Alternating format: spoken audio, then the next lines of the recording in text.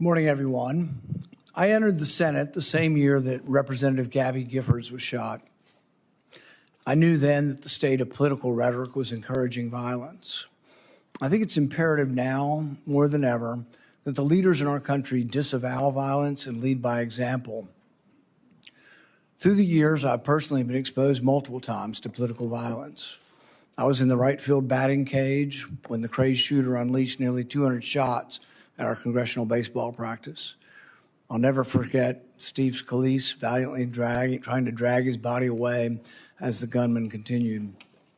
Later that year, a Trump-hating felon attacked me from behind in my yard. I was just straightening up from picking up a tree limb. I was wearing noise cancellation headphones, never saw him coming, running pell-mell down the hill. I was struck in the back. The force of the blow sent us through the air nearly 10 feet, down the hill until his shoulder impaled me as we hit the ground. 6 of my ribs were broken. 3 of the ribs were completely separated, such that for weeks, the ends of the ribs would grind upon each other. My lung was damaged. For weeks, I could inhale, but not have the rib strength to exhale. I developed 2 pneumonias. The pain was such that I could only sit up in bed by tying a rope to the foot of the bed and pulling myself up. But even then, the pain was that of 1,000 knives. Over the year of recovery, I began to cough up blood. I underwent removal of part of my lung. Complications led to an infection in the space between my lung and chest wall. I spent a week in the hospital having the infection lavaged every 6 hours through a chest tube. Recently, Senator Mullin, if you have time to listen, you were confronted by constituents that were angry because you voted against my amendment to stop all funding for refugee welfare programs. Instead of explaining your vote to continue these welfare programs for refugees, you decided to transfer the blame. You told the media that I was a freaking snake and that you completely understood why I had been assaulted. I was shocked that you would justify and celebrate this violent assault that caused me so much pain and my family so much pain. I just wonder if someone who applauds violence against their political opponents is the right person to lead an agency that has struggled to accept limits to the proper use of force. You might argue you were mad and upset about being confronted by your constituents. But Senator Mullin, your constituents are justifiably upset with you. By now, most of America knows that the Somali welfare fraud in Minnesota stole over $9 billion. But instead of defending your vote, you took to continue the vote to continue these refugee welfare programs. You chose to lash out at me. You went on to brag that you'd already told me to my face that you completely understood and approved of the assault. Well, that's a lie. You got a chance today. You can either continue to lie or you can correct the record. You have never had the courage to look me in the eye and tell me that the assault was justified. So today you'll have your chance. Today I'll give you that chance to clear the record. Tell it to my face.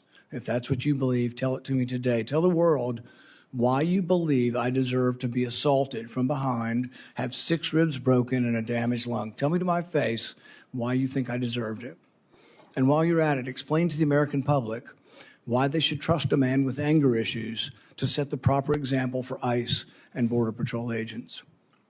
Explain to the American public how a man who has no regrets about brawling in a Senate committee can set a proper example for over 250,000 men and women who work at the Department of Homeland Security. I think before I can start my opening statement, I have to address the remarks that the chairman made, calling me a liar. Sir, I think everybody in this room knows that I'm very blunt and direct to the point, and if I have something to say, I'll say it directly to your face. If you recall, back in my House days, we actually did have this conversation because of the remarks that I've made. You were in a room. I simply addressed that I said I could understand because of the behavior you were having, that I could understand why the neighbor did what he did. As far as my terms of the snake in the grass, sir, I work around this room to try to fix problems. I've worked with many people in this room. Seems like you fight Republicans more than you work with us. I did address those remarks. I did explain your gimmicks by the amendment you put forth. And as far as me saying that I invoke violence, I don't. I don't think anybody should be hit by surprise. I don't like that. But if I do have something to say, everybody in this room knows I'll come straight to you. I'll say it publicly and I'll say it privately, but I'll never say it behind your back. So for you to say I'm a liar, sir, that's not accurate. And I got proof to say that because you have spent millions of dollars in my campaigns against me because we just don't get along. However, sir, that doesn't keep me at all from doing my job. I can have different opinions with everybody in this room, but as Secretary of Homeland, I'll be protecting everybody, including Kentucky, as much as I will my own backyard in Oklahoma. It's bigger than the partisan bickering that we have. It's bigger than the political differences we have. The truth is, I have a job to do, and I don't like to fail at anything at all. So I can set it aside if you're willing to set it aside. Let me earn your respect. Let me earn the job. I won't fail you. I won't back down from a challenge. And I'll also admit when I'm wrong. I'm not perfect. I don't claim to be perfect. I make mistakes just like anybody else. But mistakes, if you own them, you can learn from them and you can move ahead.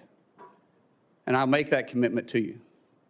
It's the standard practice of this committee for the chairman to ask nominees the following question.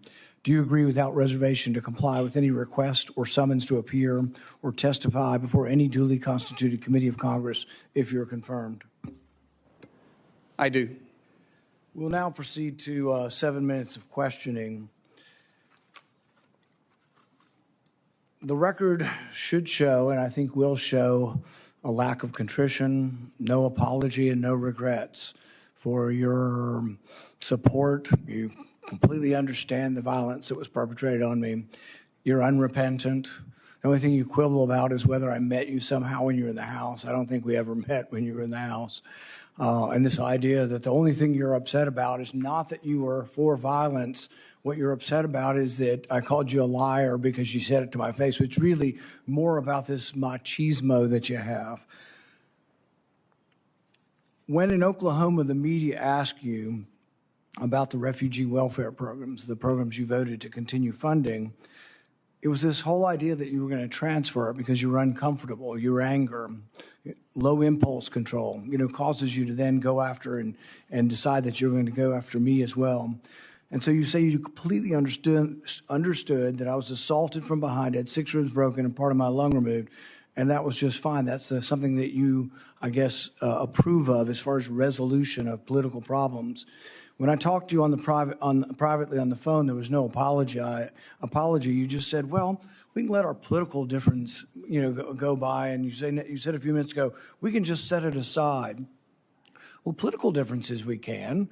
But when you say that you agree with a felon, a Trump-hating felon who attacked me, somehow you think I'm just going to set that aside? Oh, it's no big deal.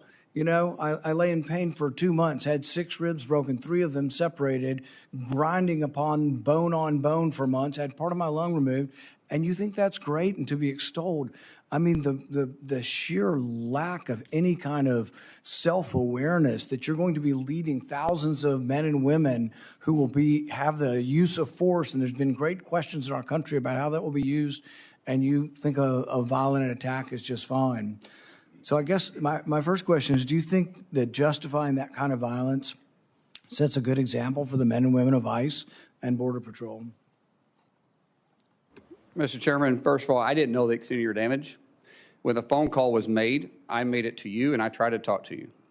You didn't engage at all. In fact, you said, get your paperwork in. It's got to be 3 days in between. You offered no apology. Sir? And you offer no apology today and no regrets. Haven't heard the word apologize, haven't heard the word regret, haven't heard I misspoke and it was heated and I made a mistake. Haven't heard any of those words. Sir, actually it wasn't heated and I'm not apologizing for pointing out your character. Good. So you're jolly well fine and you want the American public and the people up here to vote that may or may not vote for you to know that you supported the felonious violent attack on me from behind. I did not say I supported it. I said I understood it. There's a difference. So that means you really didn't approve of it, just completely understand it. What do you think most people would interpret completely understand to be? Support for or a condemnation of the violence? Sir, as I said, we can have our differences. It's not going to keep me from doing my job as Secretary of Homeland Security. I'm going to secure Kentucky and take care of Kentucky as much as I am Oklahoma. If this were a one-off, it would be one thing. If you just disliked me so much that you approved of violence against me, people could just write it off. Well, maybe they hate each other. But really, there's a pattern of this. Let's go ahead and roll the tape. You know where to find me. Any place, anytime, cowboy. Sir, this is a time, this is a place. If you want to run your mouth, we can be two consenting adults. We can finish it here. Okay, that's fine. Perfect. You want to do it now? I'd love to do it right now. Well, stand your butt up then. You stand your butt up. Oh, hold on. Big guy. Oh, stop it. Is that your solution every Hold it. No, sit down. Sit down. Look at you. You know, you're a United States Senator. Sit down. Active. Oh, okay. Sit down, please. All right. Can I respond, Mr. Hold Chairman? it. Hold it. If he got up too, would you have gone at it right there in the hearing room? I would have probably jumped over the dais at that point. You have to be called out on it. If not, this guy continues to get away with this stuff. And it's just, you know, it's silly, it's stupid, but every now and then you need to get punched in the face. Well, go back to the 1800s and 1700s. They used to have canings. And duels. And they used to have duels. Yeah. Right.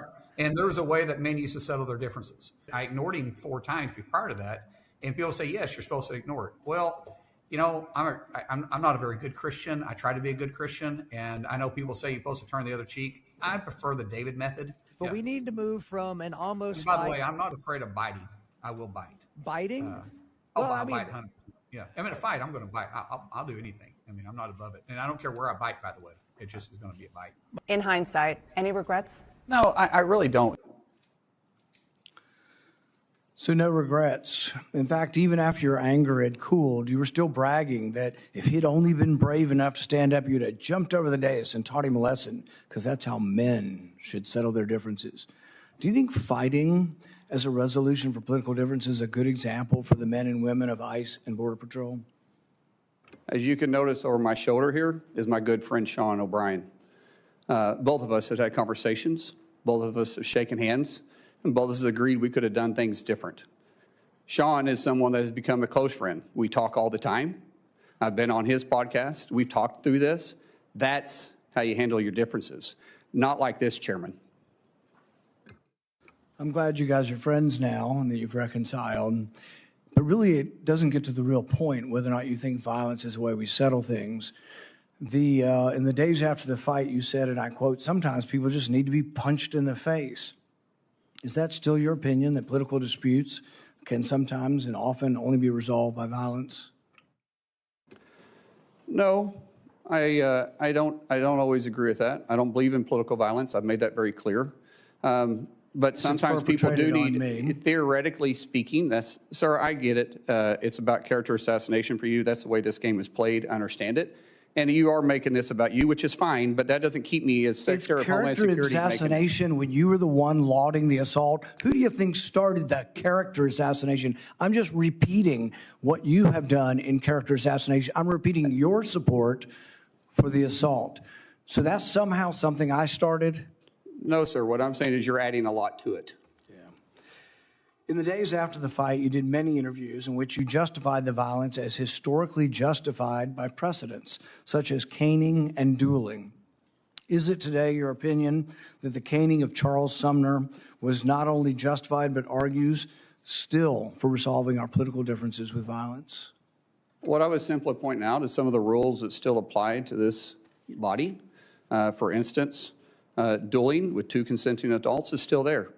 I was pointing out what is still illegal acceptable. For 170 years. There's no precedent for legal dueling. Even then, they fled the country.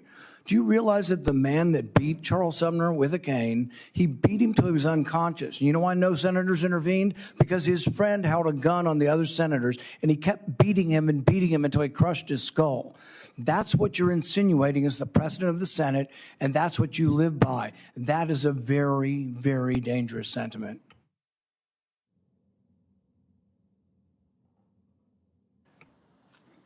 After a half a dozen victory lap interviews where you pointed out that the union guy was just lucky that fear kept him from standing up, Dana Bash asked you if you have any regrets about bringing violence to a Senate committee, and you replied that you have no regrets.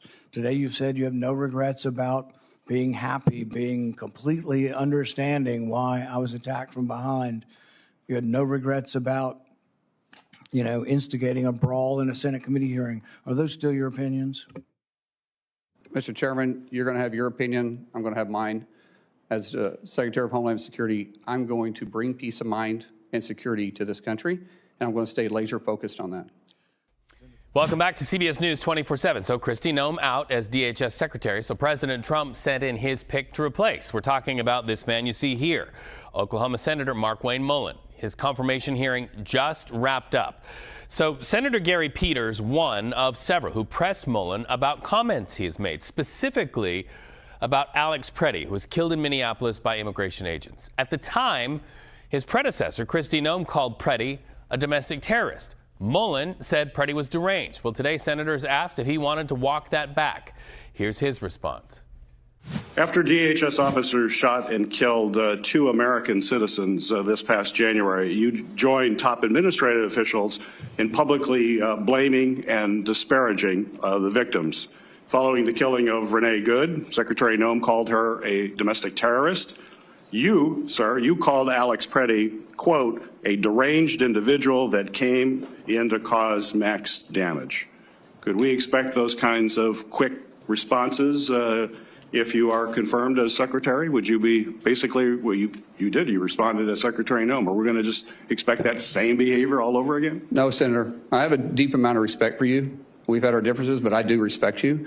I think I said this privately when we had a conversation. Those words probably should have been retracted.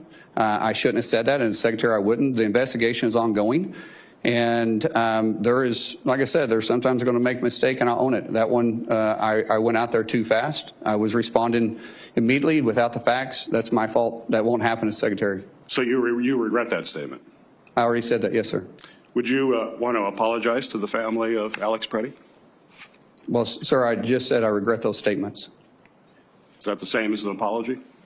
I haven't seen the investigation. We'll let the investigation go through, and if I'm proven wrong, then I will absolutely.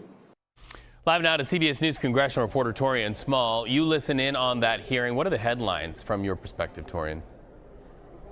Yeah, that was notable. I also have to point out the opening of this, where Senator Rand Paul, Republican from Kentucky, had quite the bout with Senator Mullins there. We saw that he called into question his comments about a 2017 incident that happened that saw Senator Paul attacked by his neighbor, one that was mocked by Senator Mullins. And then we also saw him calling into question his temperament, saying that there's been several instances that gives him pause as to whether or not he would be able to handle himself under the title as DHS Secretary. But a lot of this hearing focused on the fact that the department is now partially shut down, has been for some time now. And this particular moment from Senator Bernie Moreno of Ohio stood out to me, as this is how Republicans are positioning the conversation around reopening that department, one that Democrats are willing to do so without some serious reforms to ICE. Take a listen. In my 14 months here, I only felt ashamed of this chamber once. And that was last Thursday, when you saw the ultimate political theater. Colleagues going, let's fund TSA. How about the Coast Guard? Oh, that's a different person that's going to talk about that. How about FEMA? It's a different person that's going to talk about that. You can't have it both ways, by the way. You can't have Democrats saying, I can't believe the Trump administration is cutting government employee numbers. By the way, over 300,000, we haven't missed a beat. And yet at the same time not pay people who are actually showing up for it. That seems decently incongruous. We can't say President Trump isn't defending the homeland. Well, he is absolutely doing that every single day, and yet we're allowing these agencies to not be funded. To be clear, Democrats have offered an off-ramp for Republicans, proposing a legislation or bill that would fund every other agency under the Department of Homeland Security except for ICE and CBP. Republicans, however, have blocked that. And I should also point out that ICE operations have been fully funded through 2029 as part of the One Big Beautiful Bill. So a lot of Republicans are saying Democrats' efforts are moot, as that's still, these operations that they're looking to curtail are still being funded as they support this shutdown. Taurean Small, live on Capitol Hill. Thank you so much. Good to see you, friend.